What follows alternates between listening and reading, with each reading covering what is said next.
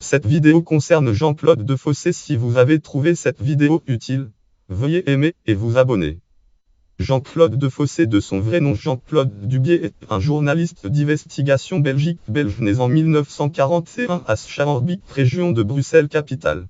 Biographie: Jean-Claude Dubié enseigne les arts plastiques durant une dizaine d'années dans diverses écoles bruxelloises avant de se présenter en 1972 à l'examen de journaliste de la Foutre Télévision. Son frère Josy Dubié y travaillant déjà, il prend le nom de sa mère Defossé. Carrière journalistique: ses premiers reportages traitent entre autres de la pollution du poisson par le mercure, chimie mercure des hôpitaux psychiatriques belges, ou du quart-monde, au sujet duquel il réalisera une vaste enquête. Il travaille pour l'émission Si vous saviez 1986. Il entame sa série sur les grands travaux inutiles, dans laquelle il dénonce les gaspillages des travaux publics et qui fera sa réputation.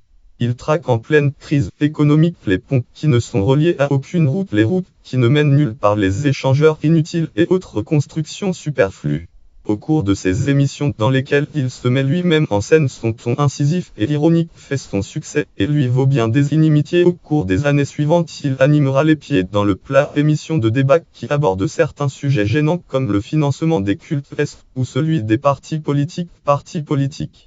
Viennent ensuite quelques numéros de contre-pied mettant en question les dysfonctionnements des médias et de la presse écrite, presse droit de suite, séquence hebdomadaire du qui traite d'affaires dont les médias n'ont pas assuré le suivi. Il collabore ensuite à l'hebdo dont il assure certains reportages. Parmi ceux-ci, on aura remarqué les casseroles de Chirac, qui traitent de ce que la justice française reproche à son président de la République française, ou encore Birmanie, l'horreur totale, sujet consacré au soutien, au moins indirect, que la compagnie pétrolière Total Fina Elf apporte à la junte militaire de Rangoon. Pour cette même émission, il réalise 2 reportages sur les dessous de l'extrême droite belge, l'un sur le Vlaam Blok, l'autre sur le Front National Belgique, Front National, dans lesquels il montre la face cachée de ces partis et dénonce leur collaboration avec des organisations fascistes ainsi que certaines malversations financières.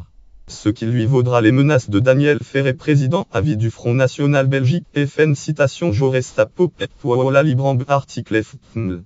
id 5 subid 86 id 201127 article de la Libre Belgique du 12 janvier 2005. En 2005, il démarre une nouvelle émission, le magazine Question à la Une, qui chaque semaine décortique de sujets d'actualité.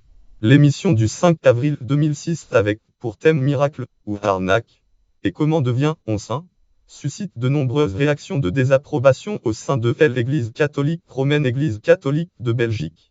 Le porte-parole des évêques de Belgique, Éric de Beukelaar, envoie aussitôt une lettre ouverte au directeur de l'information et de l'éthique de la Foutre. Celle-ci dénonce la diffusion du programme en question, citation malveillant voire dépassant les bornes du déontologiquement acceptable.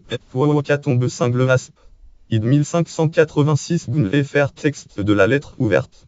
Le 13 décembre 2006 à 20h21, alors que Jean-Claude Defossé introduit son émission La Foutre, interrompt l'antenne par un flash spécial. Le présentateur François de Brigode annonce que le Parlement flamand vient de voter la sécession de la comté de Flandre, ce qui provoqua un vif émoi de la population et une vague de panique. Il s'agissait en réalité d'un docu-fiction intitulé Bibi Belgium, imaginé par Philippe Dutilleul et préparé en secret durant des mois sous le nom de Code Karine et Rebecca. Malgré de nombreuses protestations, la Foutre n'encoura pas de sanctions. Voilà Libramb article FML. id 10 subid 90 id 321 1948 foldé id 320. Pas de sanctions, a dit la ministre Lahanne La Libre Belgique du 21 décembre 2006. Bien que Jean-Claude Defossé ait atteint l'âge de la retraite en 2006, il continue à assurer la présentation de l'émission sans prendre part à la réalisation des reportages. Jean-Claude Defossé a reçu plusieurs prix de journalisme, dont 3 antennes de cristal, une pour son émission sur le quart-monde 1979, une pour les bâtisseurs d'Empire 1986 et une pour le petit journal des travaux inutiles 1991.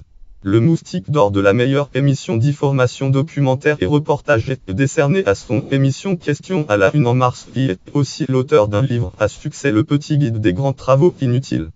Carrière politique. Le 20 mars 2009, Jean-Claude Defossé annonce officiellement son entrée en politique dans le parti écolo auquel appartient déjà son frère Josy Dubié. Il brigue les suffrages des militants verts bruxellois pour être repris dans la liste des candidats au Parlement bruxellois, Parlement régional, pour le scrutin du 7 juin 2009. Le soir, Actualité Belgique. Defossé officiellement 2009, 3:20 le soir, quotidien belge 20 mars 2009.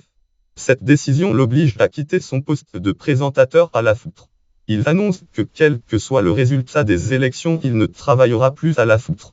Avec formatum 6898 voix de préférence, il devient député de la région bruxelloise, 15e score, toute liste confondue, deuxième de son parti. Élection Belgium FR Bru Proferd voir sur Élection Belgium. Il ne se présente sur aucune liste lors des élections de juin 2014. La capitale en 900-2689. Article Région Bruxelles Actualité 2014 1-15. Jean-Claude Defossé ne se présentera pas aux élections. La capitale. Note et référence. Lien interne. Grands travaux inutiles. Catégorie député de la communauté française de Belgique. Catégorie député bruxellois. Catégorie journaliste belge. Catégorie personnalité bruxelloise. Catégorie nom de plume. Catégorie naissance en 1941. Catégorie naissance à Schaerbeek.